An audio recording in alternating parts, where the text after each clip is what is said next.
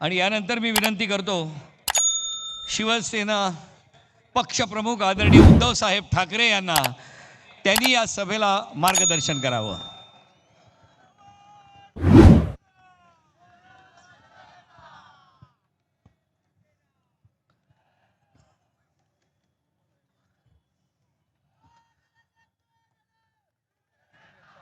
अखंड हिंदुस्थानचे कैवारी प्रबोधनकार सुपुत्र देवतेचे धर्म मराठी मनाचे मानबिंदू हिंदू अस्मितेचे शिरोमणी हिंदुस्थान हिंदू हिंदुस्थानचा एकमेव हिंदू हृदय सम्राट हिंदू धर्म रक्षक सरसेनापती महानेता माननीय शिवसेना प्रमुख श्रीमान बाळासाहेब ठाकरे यांचा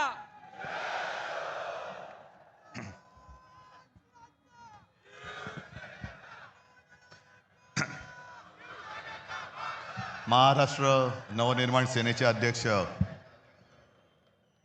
राज ठाकरे, राष्ट्रवादी काँग्रेसचे नेते आणि आमचे मित्र जयंतराव, व्यासपीठावरील सर्व जे उद्या मुंबईचं रक्षण करणार आहेत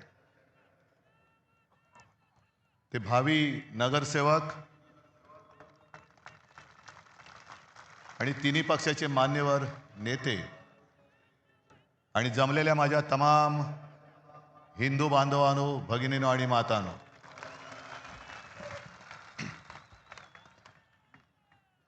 आता या पहिल्या वाक्यापासूनच उद्या चर्चा सुरू होईल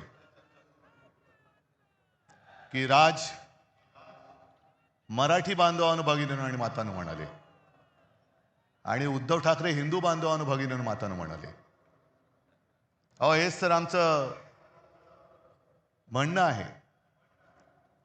कारण मुंबई महानगरपालिकेची निवडणूक सुरुवात कोणी केली, महापौर कोण होणार, त्यांनी सुरुवात केली आणि आम्ही म्हणतो मराठी महापौर होणार, ते म्हणतात हिंदू महापौर होणार. मग देवेंद्र फडणवीस हिंदू आहेत की नाही हा पहिला माझा त्यांना प्रश्न आहे. जरा तपासून बघा, काही तपासायचं असेल तर. नाही म्हणजे डोकं वगैरे काय बर्थ सर्टिफिकेट वगैरे असं मी म्हणतोय. आम्ही अस्सल मराठी बोलणारे देशभक्त हिंदू आहोत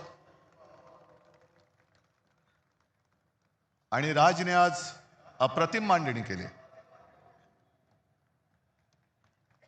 राज, तू जे सांगितलं की पोट भरून जेवण तुम्हाला देणार आहे, आता एवढं पोट भरल्यानंतर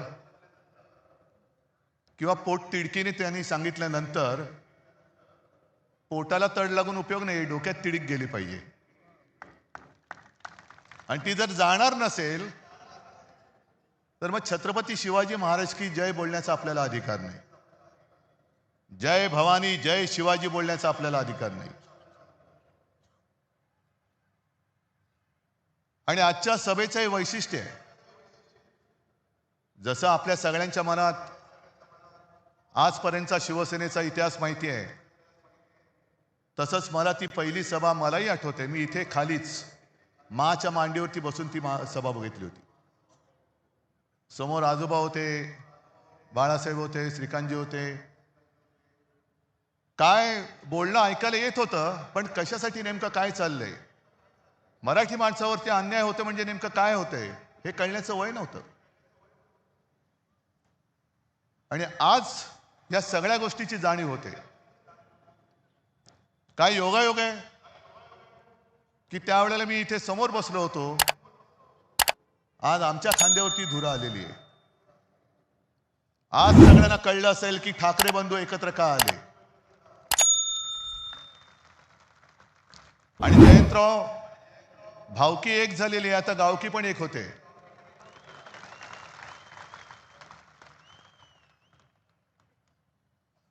अनेक जण आतापर्यंत प्रश्न विचारत होते की ठाकरेंच्या अस्तित्वाची लढाई आहे का. अरे, ठाकरेंचं अस्तित्व ठरवणार अजून जन्माला नाही आलं. हे बघा समोर बसले, ते खरं ठाकरेंचं अस्तित्व आहे.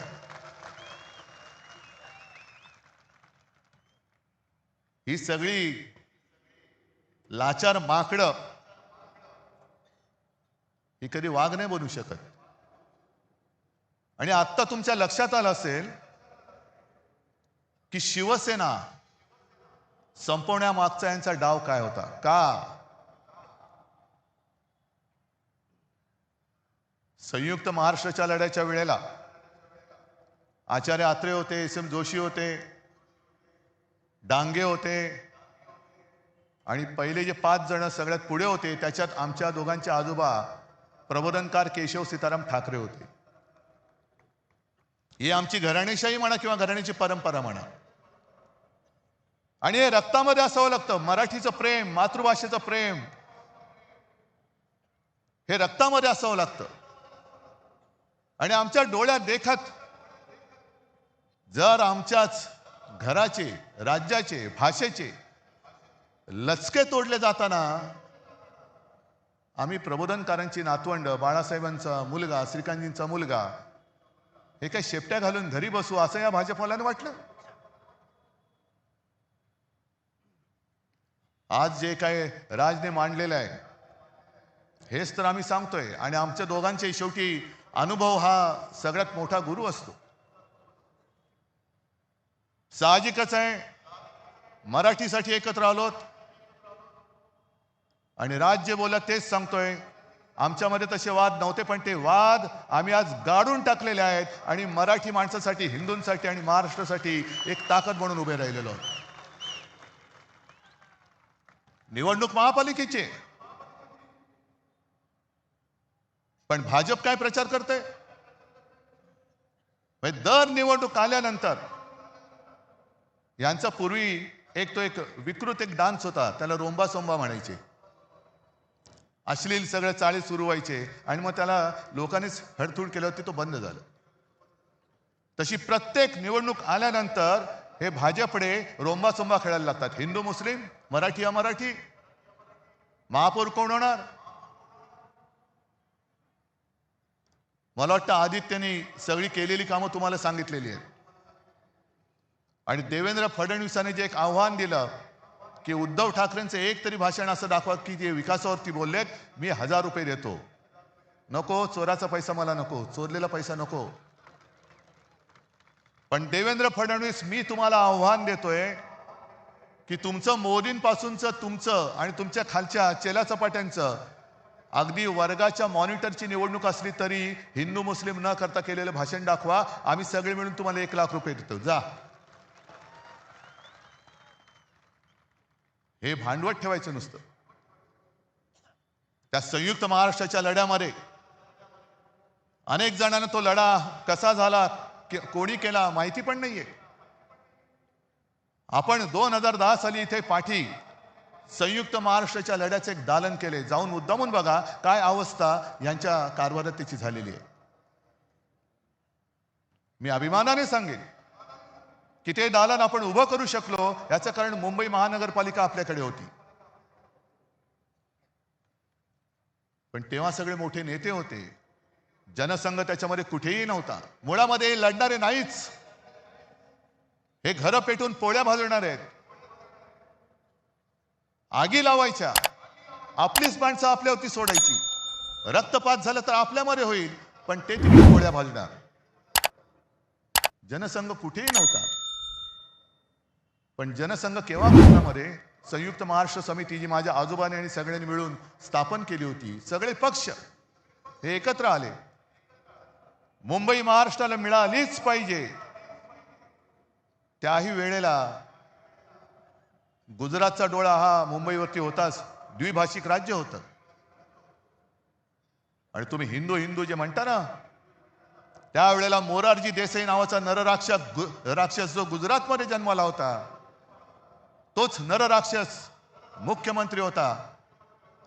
आणि त्यांनी दिसताच क्षणी गोळ्या घाला. गोळ्या ही माणसं मारण्यासाठी दिलेली आहेत, त्याचा योग्य वापर करा हे आदेश देणारा मोरारजी देसाई हा हिंदूच होता.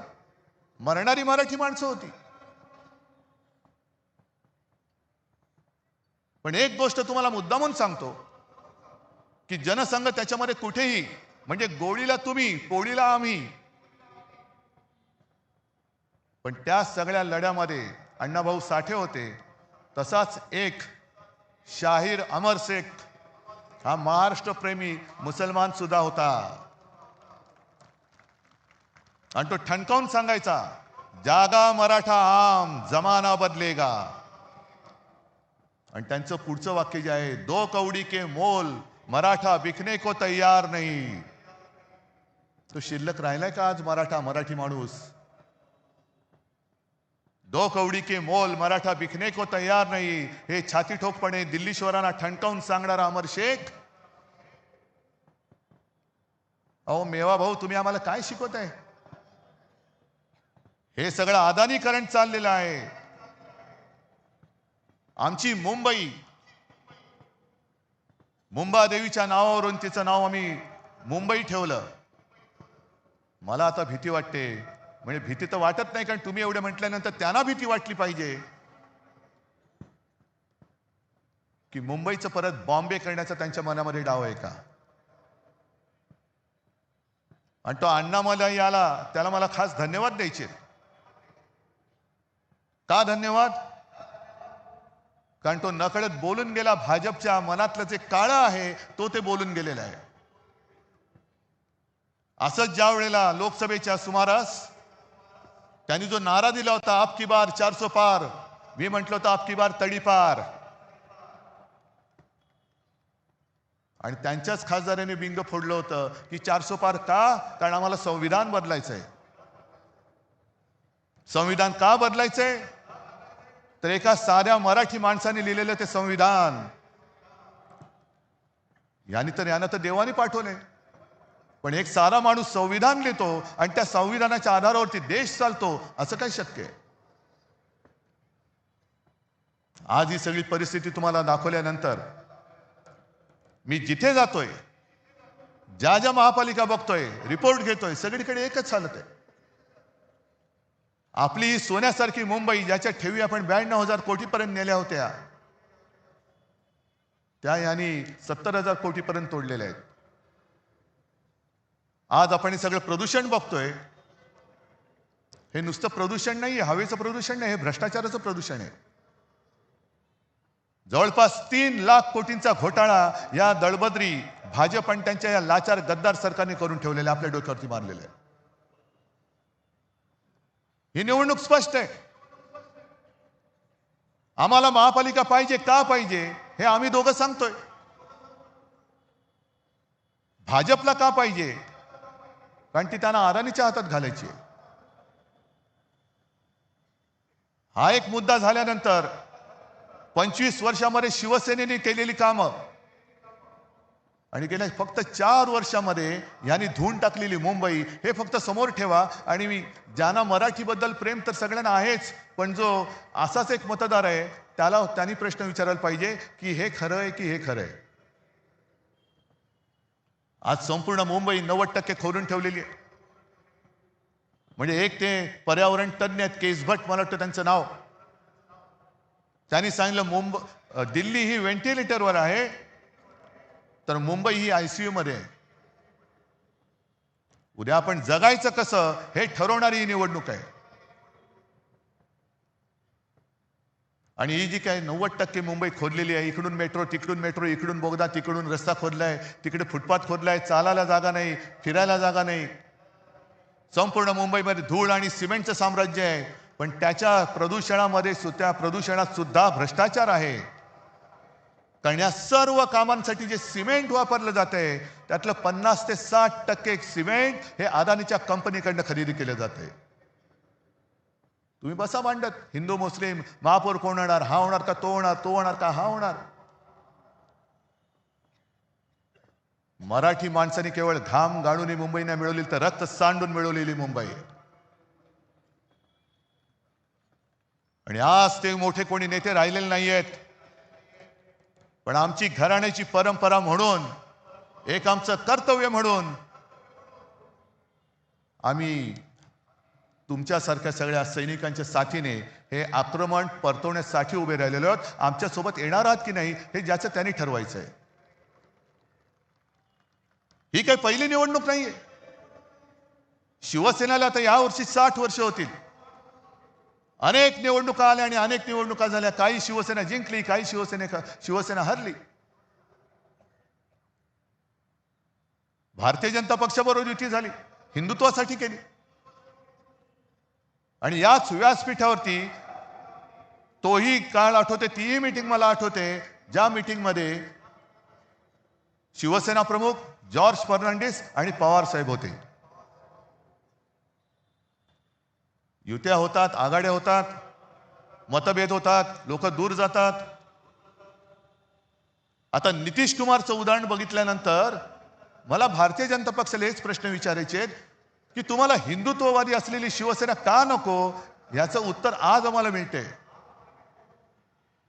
तुम्हाला मुफ्ती मेहबूबा मुफ्ती चालते. संघ मुक्त भारत म्हणजे संघ नको म्हणणारा नितीश कुमार चालतो. मोदींना अतिरेकी म्हणणारे चंद्रबाबू चालतात. पण शिवसेना नको. याचं कारण, जोपर्यंत शिवसेना आहे तोपर्यंत तुम्हाला मुंबईचा घास गिळता येणार नाही हे पक्क माहिती आहे, म्हणून तुम्हाला शिवसेना नकोय. कारण आघाड्या तुटतात मी म्हटलं ना, पण पक्ष संपवण्याचा हा विकृतपणा हा शिवसेनेबरोबर त्यांनी पहिल्यांदा केलेला आहे.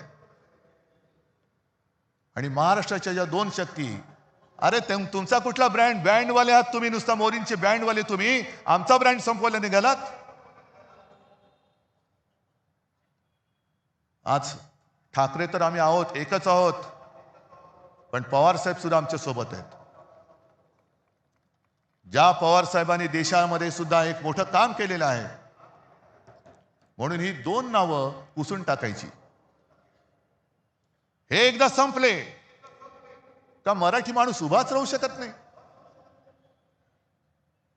पण त्यांना अजून कळलेलं नाहीये, मराठी माणूस सहनशील आहे, दयावान आहे.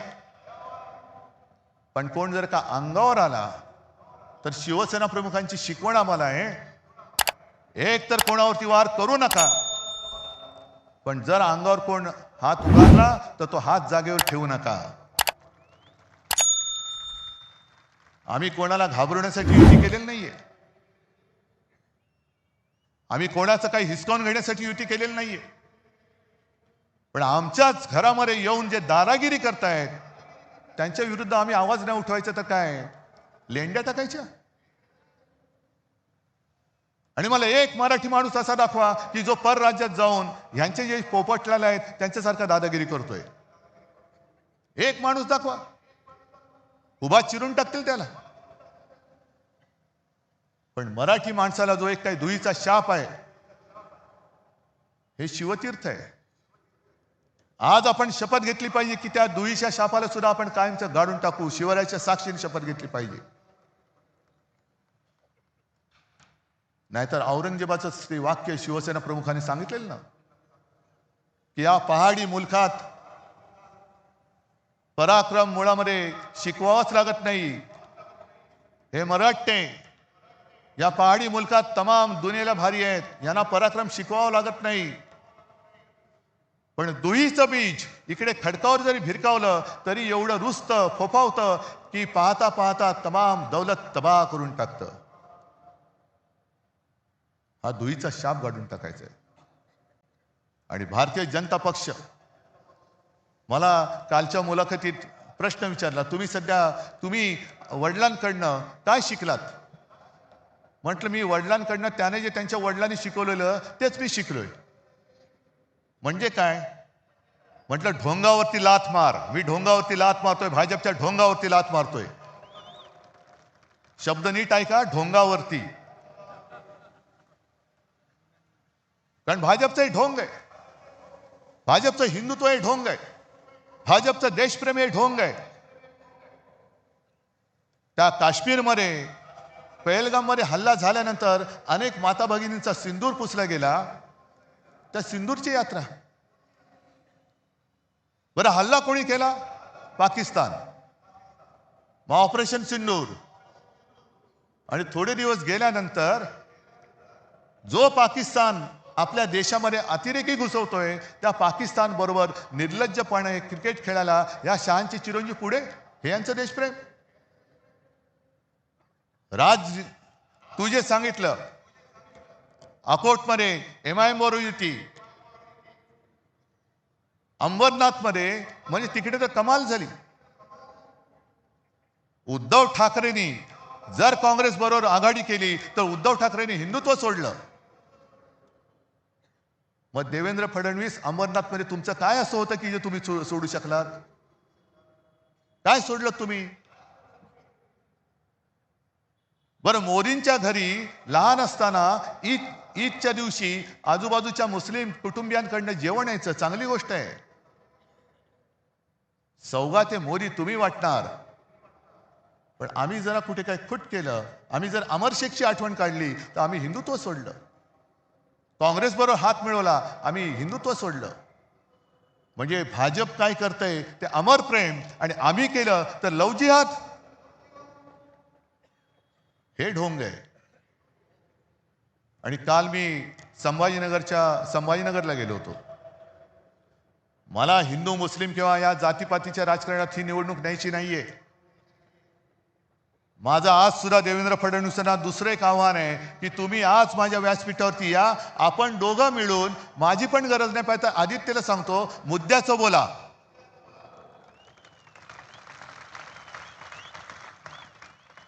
हे म्हणे शिवसेनेने मुंबईसाठी काय केलं, मराठी माणसासाठी काय केलं. मी विचारलं कोण विचारतं हे? नाही, सगळे मिंदे फिंदे एसनशी गट बिसनशी गट जे आहेत ना ते.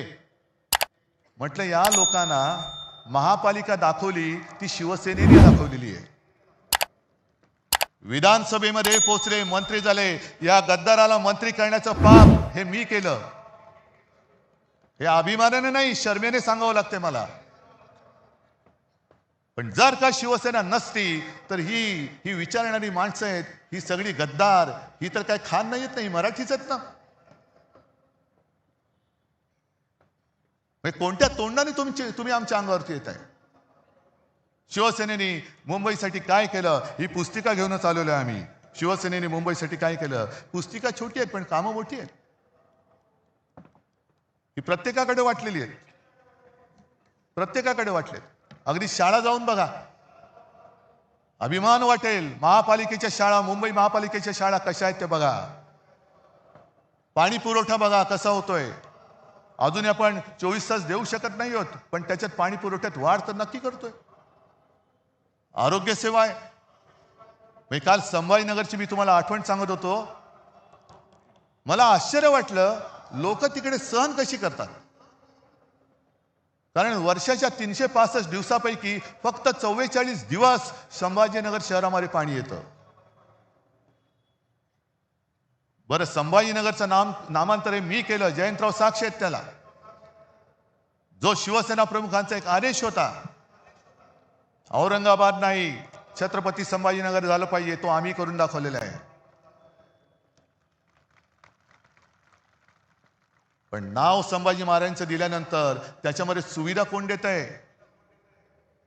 4 वर्ष तुमच्याकडे सत्ता आहे. डबल इंजिन, ट्रिपल इंजिन, जेवढी इंजिन, आता मनसेचं इंजिन आमच्याकडेच आहे. तुमची इंजिन नुसती पोकळ वाफा सोडतायत. बरं, त्याच्यामध्ये सुद्धा एक गंमत मी बघितली. निवडणूक महापालिकेची आणि अजित पवारांचा फोटो आहे. नशामुक्त संभाजीनगर करू. म्हटलं पहिली तुमची सत्तेची नशा उतरवा. आणि साताऱ्यामध्ये ड्रग्सच्या फॅक्टरीवरती ज्याच्या धाड पडली त्याचं जे काय खरं खोटं आहे आमच्या सुषमाताईंनी बाहेर काढलेलं, त्याची चौकशी लावा ना. त्याची नाही लावणार. नको त्या गोष्टींमध्ये चौकशा करणार. आज तुम्हाला सांगतो, भाजपच्या एका वर्षात भाजपला एका वर्षामध्ये साधारणतः 3100 कोटी रुपये निधी मिळाला. 3100 कोटी. तुम्ही म्हणाल तुम्हाला काय याचं पडले सांगतो ना. आज राज्य सरकार त्यांचं आहे, केंद्र सरकार त्यांचं आहे. पण मुंबई महापालिकेला विविध करांच्या माध्यमातून जवळपास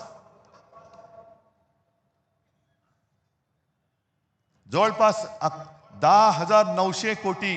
10,900 कोटी म्हणजे किती झाले? 11,000 कोटींची थकबाकी येणं बाकी आहे. यांच्या तिजोऱ्या भरतायत, माझ्या मुंबईची लुटतायत. तिकडे गणेश नाईक बॉम्ब मारतायत, नवी मुंबईची तिजोरी खाली झाली. आणि म्हणून तुम्ही मुद्द्याचं बोला. आज आम्ही जे सांगतोय की आम्ही एवढ्या मुलांना मोफत शिक्षण देतोय, 8 भाषांमध्ये विविध शाळांमधनं शिक्षण देतोय, आधुनिक तंत्रज्ञानाने मुलांना शिकवतोय. या ना, समोर या आणि एक शहर तुमच्या राज्यातलं असं दाखवा की भाजप शासित शहर आहे ते मुंबईच्या बरोबरीने येऊ शकेल. दाखवून द्या, मी काही हारायला तयार आहे. पण मुद्दे सोडून बोलायचं, आपल्याला भांडवत ठेवायचं आणि अदानीच्या थैल्या भरायच्या. तुषार आपटेचा उल्लेख जो राज तू केला, अक्षय शिंदे मारला, तुम्हाला माहिती आहे ना, एन्काउंटर केला. आणि मी याच व्यासपीठावरून बोललो होतो की शिंदेना गोळ्या घालायलाच पाहिजे होत्या. ह्या संदर्भ माझा काही जणांनी वेगळ्या अर्थाने घेतला. माझं म्हणणं एवढंच होतं की गुन्हेगाराला सजाही झालीच पाहिजे. पण ज्या पद्धतीने अक्षय शिंदेचा एन्काउंटर झाला हा संशयास्पद आता तुम्हाला वाटतोय की नाही वाटत? कारण जर का अक्षय शिंदे जिवंत असता आणि त्यांनी कदाचित या सहआरोपी असलेल्या तुषार आपटेबद्दल माहिती दिली असती तर कोण फासावर गेला असता. पण हे पुरावे मारून टाकायचे. आणि तुषार आपटेने तिथे बदलापूरमध्ये पक्षाचं काम चांगलं केलं म्हणून या विकृताला त्यांनी स्वीकृत नगरसेवक केला. ही सगळी बजबजपुरी झालेली आहे. आम्हाला तो भाजप एक काही काळ थोडासा आपला वाटत होता जो राष्ट्र प्रथम म्हणत होता. आता ज्या पद्धतीने सगळे गुंड पुंड त्यांच्यामध्ये जात आहेत. नाशिकमध्ये आमच्या सोबत होता तेव्हा हा सलीम कुत्ताचा मित्र, पण सलीम कुत्ताचा मित्र भाजपात गेल्यानंतर त्याचं श्वान झालं. तिकडे प्रफुल्ल पटेलला त्यांनी घेतलं, इक्बाल मिर्चीचा साथीदार. नवाब मलिक आमच्या सोबत होते तर दाऊदचा साथीदार.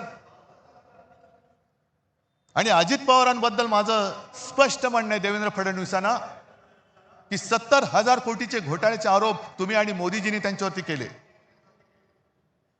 ढीगभर पुरावे तुम्ही नेऊन दिले.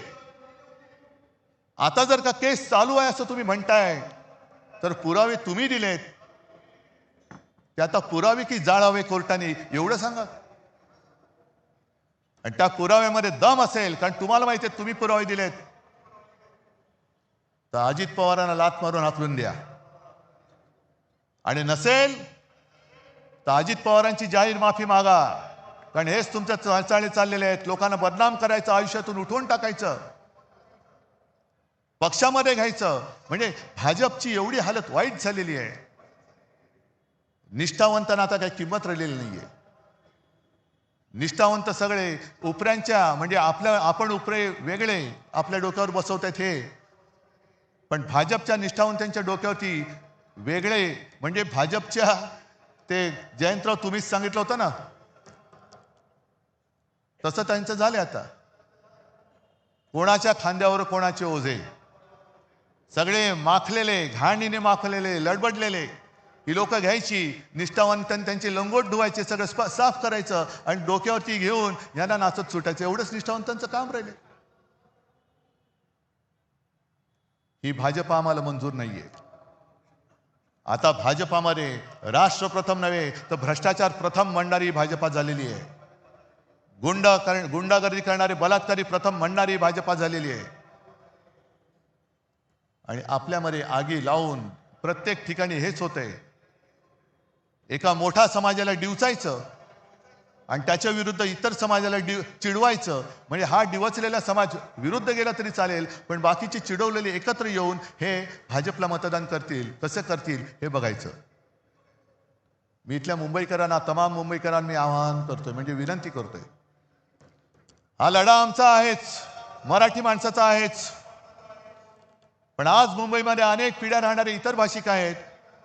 ज्या वेळेला मुंबईमध्ये संकट येतं, नैसर्गिक आपत्ती असेल, अतिरेकी हल्ला असेल, तेव्हा पहिल्यांदा जात पात धर्म न विचारता त्याला वाचवायला धावून जातो तो शिवसेना प्रमुखांचा शिवसैनिक धावून जातो. रक्तदान करायला पहिल्यांदा रांग लावून उभा राहतो तो भाजपवाला नाही राहत. तो तिकडे गोमूत्रासाठी लाईन लावेल पण रक्तदानासाठी नाही लावणार. गोमूत्र प्राशन करायलाही लाईन लावतील तिकडे. माणसं मरतायत, नाही गोमूत्र प्राशन केलं तर त्याची जीव वाचतील. तुमचं हिंदुत्व पण रक्तदान करताना सुद्धा शिवसैनिक कधी विचारत नाही की हे माझं रक्त कोणाला जाणार आहे. हे असे अण्णा मला येतील आणि जातील, मलाही खाणारे येतील आणि जातील, ओरबाडून आपल्याला काढलं जातंय. आणि म्हणून आम्ही एक पोट तिडकीने हा लढा उभारलेला आहे. नाही तर आम्ही पण गेलो असतो ना. हे एवढं देश भरून अडाणींनी टाकलेलं आहे, त्याच्यात आम्ही आमची घरं भरली असती. काय फरक पडतोय. पण तसं जर का आम्ही झालो तर राज, तू जे बोललास की आज शिवसेना प्रमुख आमचे आजोबा हे वर्ण आमच्याकडे बघत असतील, त्यांच्या डोक्यात किंवा त्यांच्या मनात आमच्याबद्दल काय झालं असतं, अरे ही आमची पिढी, आम्ही काय होतो, आम्ही काय लढा उभा केला, कशा त्या खचलेल्या मराठी माणसाच्या मनगटामध्ये आम्ही हिंमत आणि आत्मविश्वास भरला, आणि ही माझी शेलपट मुलं आणि नातवंड नाही. पण त्यांनी जे आणखीन सांगितले की जगायचं कसं, एकच दिवस जगा पण तो वाघाचा जगा, 100 दिवस शेळीच्या जगण्याला काही अर्थ नसतो. जगायचं असेल तर वाघ म्हणून जगा, आणि शेळी म्हणून जगायचं असेल तर भाजपात जा. जे गेलेत गद्दार त्यांना जाऊ दे. असे अनेक जण आले आणि गेले. जसा अस्वलाच्या अंगावरचा एक केस उपटला तरी काय फरक पडत नाहीये, केस येतच असतात. भाजपला आज राजकारणामध्ये पोरं होत नाही, हे त्यांचं शल्य आहे, आमचं नाहीये. म्हणून मोहन भागवत सांगतायत की अपत्य वाढवा, अपत्य वाढवा, अपत्य वाढवा. अरे होत नाहीत, आम्ही काय करू शकतो, आम्हाला होत आहेत, तुम्हाला होत नाही. कारण मुळामध्ये जे बीज लागतं विचारांचं, ते विचारांचं बीजच भाजपमध्ये नाहीये. नेमका भाजप कशासाठी स्थापन केला गेला हेच त्यांना माहिती नाहीये. नक्की उठायचं कधी आणि बसायचं कधी हेच भाजपला माहित नाहीये. पक्ष जगणार कसा, ही आलेली सूज आहे, हा सत्तेचा माज आहे. आणि हा माज निदान एक लक्षात घ्या, इतिहास वगैरे जो काय कोण बघत असेल, काय बघत असेल मला कल्पना नाही, पण खंडोजी खोपडेचं नाव घेतल्यानंतर आपण काय बोलतो, सूर्याजी पिसाळचं नाव घेतल्यावरती काय बोलतो, आणि तानाजी मालुसरे, बाजी घोरपडे यांचं नाव घेतल्यावरती काय बोलतो. 400 वर्ष होऊन सुद्धा त्यांच्या कपाळावरचा जर गद्दारीचा डाग पुसला जात नसेल तर यांच्या कपाळावरचा डाग पुसायला किती पिढ्या जावे लागतील. आणि मग तुम्ही ठरवायचे, आम्ही तर ठरवलंय. छत्रपती शिवाजी महाराज होता येणं तर शक्यच नाही, त्यांचा मावळाही होता येणं शक्य नाही. पण त्यांनी जे त्यावेळेला केलं, असं काय नेमकं होतं की हे त्यावेळेला त्या मोगलांना टक्कर देणारं तेज या महाराष्ट्रामध्ये जन्माला आलं. आणि त्याच मातीमध्ये आपण जन्मलेलो आहोत, आणि तोच लढा, त्याच आक्रमणाविरुद्ध आज आपल्या हातामध्ये हे शस्त्र हे आलेलं आहे. जगायचं कसं हे आपण ठरवायचं, इतिहासामध्ये नोंद आपली कशी झाली पाहिजे हे आपण ठरवायचं. आणि मला खात्री आहे की जे विचार आम्ही तुमच्यासमोर मांडतो हे विचार नाही, हे सत्य आहे. आणि सत्य नाकारून जर का आज देखील कोणी पुन्हा भाजपच्या नादी लागणार असेल तर केवळ आपलंच नाही तर ते त्यांच्या पण मुलाबाळांचं आयुष्य धोक्यात घालतायत. आणि म्हणून एकच हात जोडून विनंती आहे, मी हात इतर कोणासमोर जोडत नाही, पण हे जे काय सैन्य आहे, हातामध्ये भगवा घेतलेलं सैन्य आहे, त्यांच्यासमोर मी हात जोडतोय. आणि ते हात एवढ्यासाठी जोडतोय की आता वेळ आलेली आहे, हाताची घडी सोडा आणि हातामध्ये मशाल घ्या, इंजिन सोबत आहे, आणि विजयाची तुतारी फुंका. आणि हे फक्त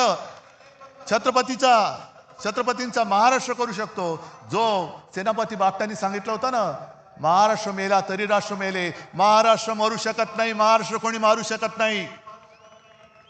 आणि जो राष्ट्राला मारायला येईल त्याला मारल्याशिवाय महाराष्ट्र राहत नाही हे दाखवण्याची वेळ आलेली आहे. आणि तेवढ्याच करता ही जी काही एकजूट केलेली आहे ही त्याच्यासाठी केलेली आहे, ही गंमत म्हणून केलेली एकजूट नाहीये. आपण शपथ घेतली पाहिजे. रक्त सांडून मिळवून दिलेली मुंबई आपल्याला आहे. मराठी माणसाने रक्त सांडून मिळवून दिलेली मुंबई आहे. आम्ही ही मुंबई तुटू देणार नाही, लुटू देणार नाही आणि झुकू देणार नाही. ही शपथ घेऊन आम्ही उद्याच्या युद्धाला सामोरं जात आहोत. सगळ्यांना शुभेच्छा देतो. जय हिंद, जय महाराष्ट्र. गर्जा हिंदुस्तान चॅनलला सबस्क्राईब करा आणि ताज्या घडामोडी जाणून घेण्यासाठी बेल आयकॉनवर प्रेस करा.